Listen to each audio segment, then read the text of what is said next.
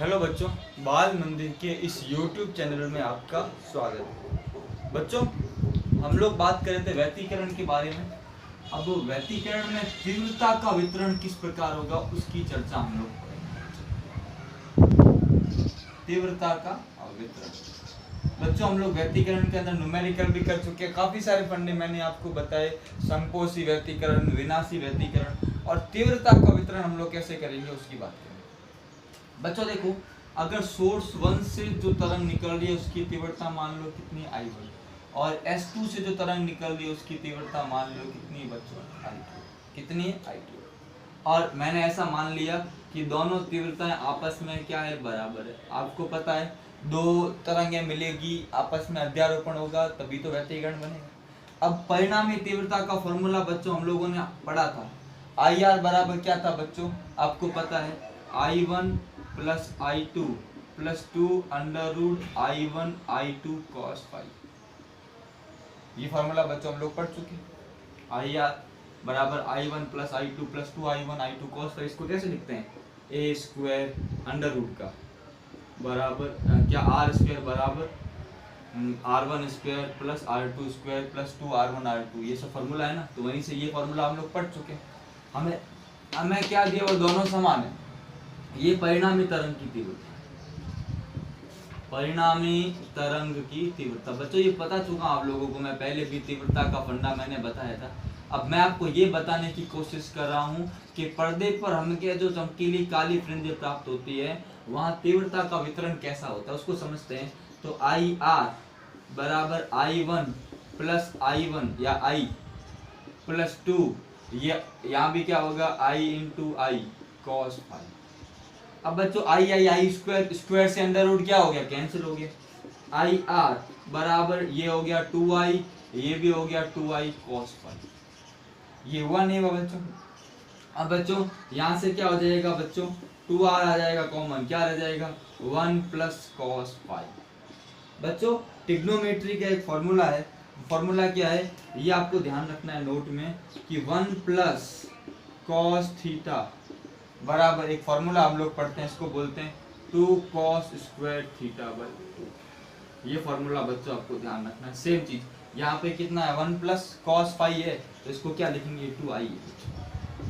तो IR बराबर 2I into 2 cos square phi by 2। क्या हो गया 2 cos स्क्वायर, क्या हो गया फाई बाई 2।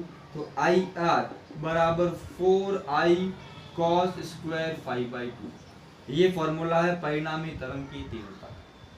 किसका फॉर्मूला है, परिणामी तरंग की तीव्रता। ये हमें क्या मिली, ये मिली परिणामी तरंग की तीव्रता। बच्चों समझो अभी, परिणामी तरंग की तीव्रता। बच्चों संपोषी व्यतिकरण की बात करूं, किसकी बात करूं बच्चों, संपोषी व्यतिकरण। संपोषी व्यतिकरण हम बात करें उसमें क्या होता है बच्चों, आपको पता है कैसी फ्रिंज प्राप्त होती है,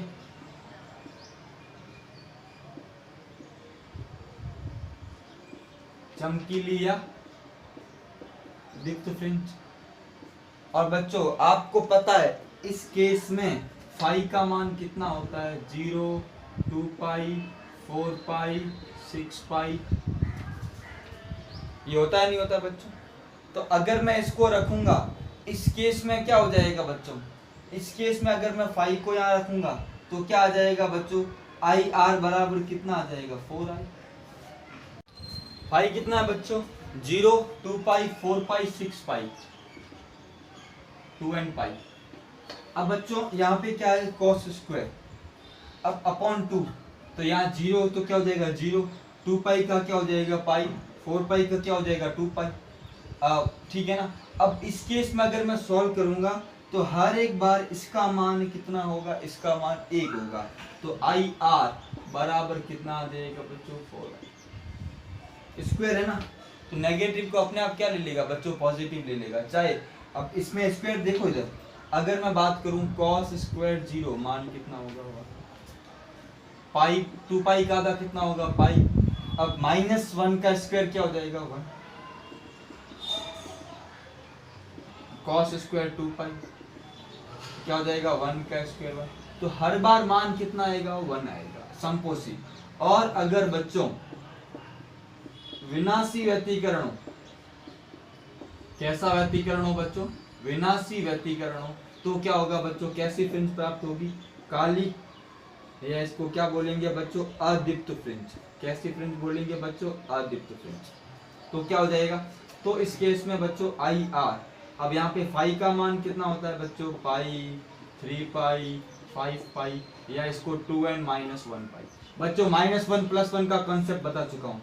अब इस केस में pi by 2, 3 pi by 2, 5 pi by 2, इसका मान हमेशा 0 होता है, तो आई आर क्या होगा 0। क्या हो जाएगा बच्चों 0। तो ध्यान रखना संपोषी के टाइम पे तीव्रता क्या हो जाएगी, इसकी 4 गुना हो जाएगी, विनाशी के टाइम पे क्या हो जाएगी बच्चों 0 हो जाएगी। ये बच्चों बता चुका आप लोगों को मैं, इसको हमने सॉल्व भी किया था बच्चों। आई आर का फॉर्मूला मैंने आपको बताया था, मैक्सिमम के लिए क्या होगा √I1 + I2 का होल स्क्वायर, और मिनिमम के लिए क्या होगा √I1 - √I2 का होल स्क्वायर। वहीं से तो आया ये, तो ये वहीं से हमको मिली है बच्चों, ध्यान रखना। अब एक और चीज बतानी है, उसकी हम बात करेंगे, इसको आप बच्चों एक बार नोट कर ले अच्छे से, फिर मैं एक और कंसेप्ट आपको बताने वाला हूँ।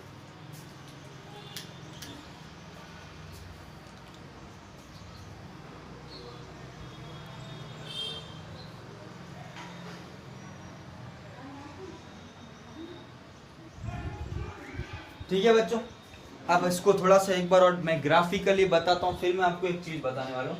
अब देखो बच्चों,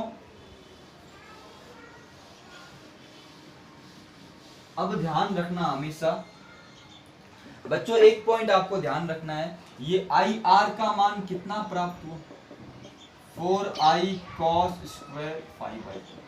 अब बच्चों ध्यान रखना है, औसत मान की बात करूं, औसत मान,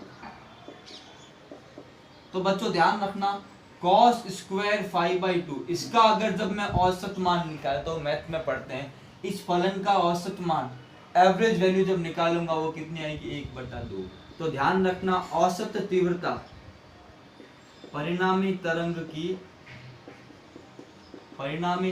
की औसत तीव्रता अगर हमको बोले वो कितनी होगी बच्चों, आई आर बराबर 4i इंटू कितना हो जाएगा 1/2, आई आर बराबर कितना होगा 2। ये बच्चों ध्यान रखना है, औसत हमने औसत निकाला, देखो कहाँ क्या, देखो किसी पॉइंट पे 4i है, कहीं पे 0 है, 4i है 0 है, इसका जब औसत निकालूंगा बच्चों कितना आएगा 2i आएगा ऑटोमेटिक। देखो मैं आपको ग्राफ से समझाता हूँ इस चीज को, देखो ग्राफ से अगर इसको समझने की कोशिश करें बच्चों, एक बार देख लेता हूँ, ये लाइन दिख रही है, एक सेकंड में ड्रॉ करता हूँ।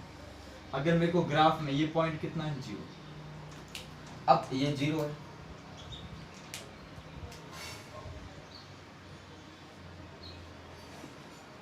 यहाँ पे हम बात करें तीव्रता की, ये सेंटर पॉइंट है, ये +x है और ये -x है, ठीक है। एक बार यहाँ, अब यहाँ पे कितना होगा 0 के बाद क्या आएगा बच्चों, देखो एक क्या आता है 0 के बाद अगर हम बात करें तो क्या आएगा λ/2 पथांतर, कितना आएगा लैम्डा, कितना आएगा 3λ/2, कितना आएगा 2λ, कितना आएगा 5λ/2, 3λ। कलांतर की बात करें बच्चों, ये कितना है, कलांतर लेंगे तो कितना होगा पाई, ये तो क्या लिया पथांतर, 2 पाई, 3 पाई, 4 पाई, 5 पाई, 6 पाई। सिमिलरली यहाँ पे क्या आ जाएगा बच्चों, दूसरी दिशा में क्या ले लेंगे नेगेटिव, -λ/2, -λ, -3λ/2, -2λ, -5λ/2, -3λ, और कलांतर -पाई, -2 पाई, -3 पाई, -4 पाई, -5 पाई, -6 पाई। बच्चों ये मैं ग्राफ बना के आपको तीव्रता को समझाने की कोशिश कर रहा हूँ बच्चों, ध्यान रखना बच्चों, सब दिख रहा है। ऊपर हमने क्या लिया है, ऊपर हमने लिया है बच्चों, ये क्या है, ये है पथांतर, क्या है बच्चों पथांतर, और ये बच्चों क्या है, ये है कलांतर। पथांतर पे कलांतर कितना होगा, अब बच्चों पता है सेंटर पे क्या होगी मैक्सिमम, और यहाँ पे क्या होगी मिनिमम। तो देखो ग्राफ कैसा बनता है, देखो वापस क्या होगी मैक्सिमम,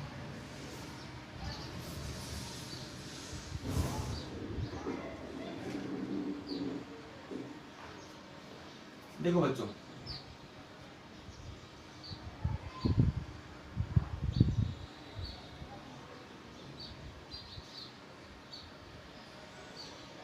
इस तरह से यहाँ देखो, यहाँ पे क्या है, मैक्सिमम है, यहाँ मिनिमम, मैक्सिमम मिनिमम, तो समपोषी विनाशी, इस प्रकार से। और ये तीव्रता कितनी है बच्चों, ये तीव्रता है 4I, कितनी है 4।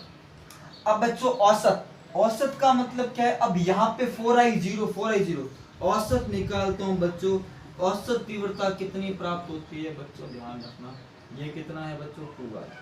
तो ये जो लाइन है वो कौन सी तीव्रता बताती है बच्चों, औसत तीव्रता।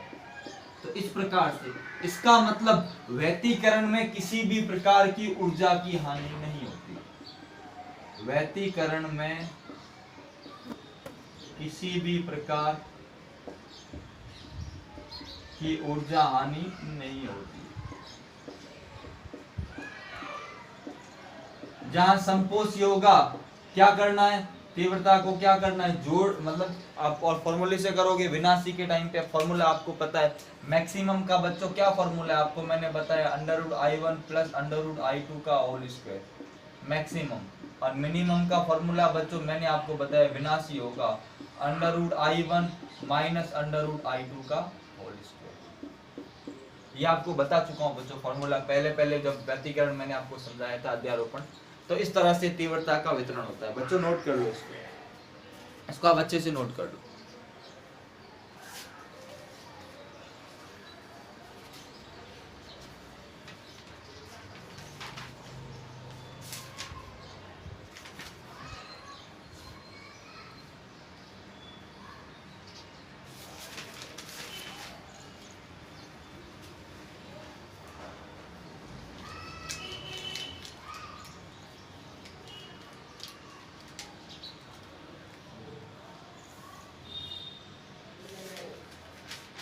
ठीक है बच्चों, एक दो सवाल लेते हैं, कल मैं एक दो सवाल करता हूं।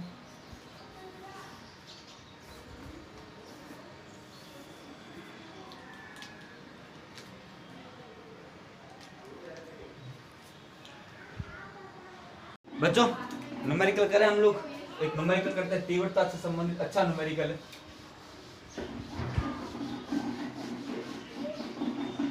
न्यूमेरिकल है बच्चों अच्छा, यदि अध्यारोपण के कारण, यदि अध्यारोपण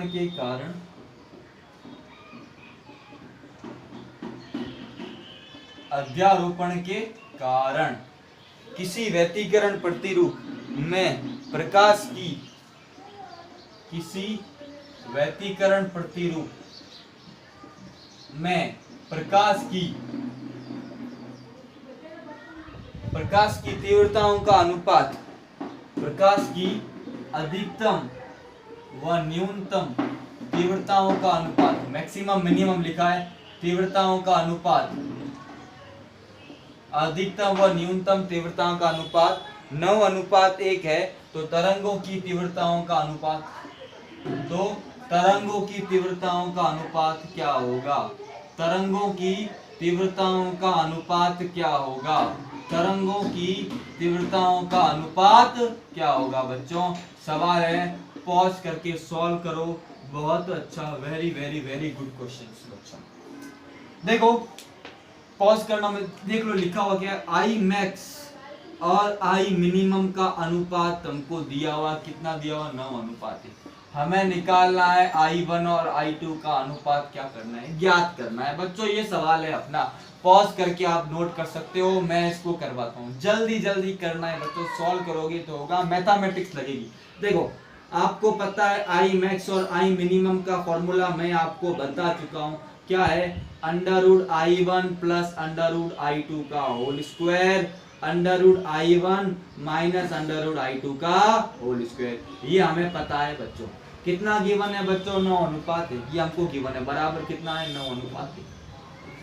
अब बच्चों सॉल्व कैसे करें, इसमें क्या करता हूँ, I2 का ऊपर नीचे भाग देता हूँ, रूट, तो क्या होगा, √I1 बटा √I2 प्लस 1 होगा, इधर भी भाग दिया, √I1 बटा I2 माइनस 1 का होल स्क्वायर बराबर कितना हो गया बच्चों, 9 बटा वर्गमूल ले, वर्गमूल लेने पर।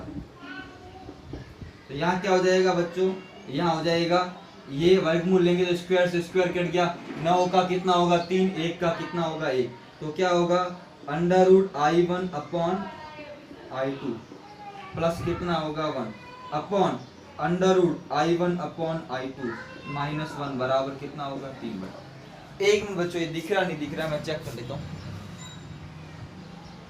बच्चों। नीचे वाली लाइन नहीं दिख रही है, मैं इसको यहाँ लिख लेता हूँ। ये लाइन दिख नहीं रही है बच्चों, इसको मैं यहाँ लिख लेता हूँ। वर्गमूल लेने के बाद मैंने लिखा तो क्या बच गया under root I1 upon I2 plus 1 upon under root I1 upon I2 minus 1 बराबर कितना हो गया 3 बटा। ठीक है, इसका कितना होगा 3, इसका कितना होगा 1।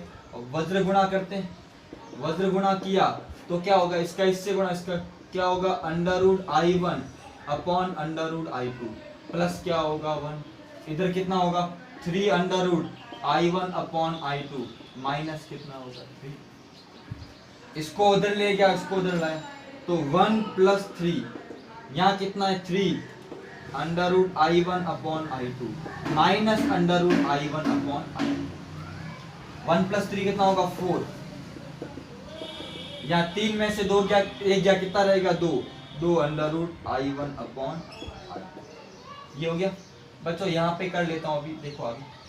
अब ये 2 इधर चला गया तो क्या हो गया 4 अपॉन 2 बराबर क्या हो गया under root I1 upon I2।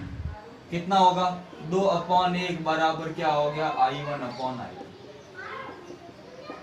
अब बच्चों क्या लेते हैं वर्ग, क्या करते हैं वर्ग, वर्ग करने पे 2 का वर्ग कितना होगा 4 और 1 का 1, I1 बटा I2 का अनुपात कितना होगा बच्चों 4 अनुपात 1। कितना होगा बच्चों 4 अनुपात 1 हो जाएगा। तो हमारा आंसर कितना आएगा I1 अनुपात I2 बराबर I1 अनुपात I2 बराबर 4 अनुपात 1। ये हमारा बच्चों क्या है आंसर है। अच्छा सवाल है बच्चों, एग्जाम में आने लायक है और इस तरह से इसको हम लोग सॉल्व करते हैं बच्चों। इम्पोर्टेंट क्वेश्चन है बच्चों, आप इसका अच्छे से स्क्रीनशॉट ले लें। जिसने किया बहुत अच्छी बात है, इसको आप अच्छे से इस चीज़ का क्या करें बच्चों स्क्रीनशॉट ले लें, अच्छे से इसका स्क्रीनशॉट ले लें।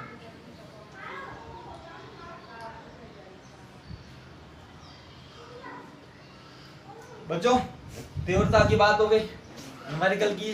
अब एक तो आज के लिए इतना रखते हैं। व्यतिकरण का एक और लेक्चर होगा जहां पे हम बात करेंगे व्यतिकरण की शर्तें, कंडीशन फॉर इंटरफेरेंस, क्या कंडीशन है, और कुछ न्यूमेरिकल्स और करेंगे बच्चों। मैंने न्यूमेरिकल्स आपको कल भी करवाए थे, आज भी 1-2 लेक्चर और न्यूमेरिकल करवाऊंगा। उसके बाद हम लोग बात करेंगे विस्पंद के बारे में। किसके बारे में, विस्पंद के बारे में बच्चों आराम से करेंगे। अगस्त में हम लोग इस जुलाई में आपका ये चैप्टर पूरा कर दूंगा मैं। जुलाई के अंदर ये चैप्टर पूरा होने के बाद अगस्त में हम लोग नया चैप्टर स्टार्ट करेंगे बच्चों। तो बच्चों आज के लिए इतना ही। थैंक यू सो मच बच्चों। वीडियो को आप इसी तरह से देखें और वॉचिंग पूरा वॉच करें वीडियो बच्चों, अच्छे से नोट्स बनाएं, आपको बहुत फायदा होगा। थैंक यू बच्चों।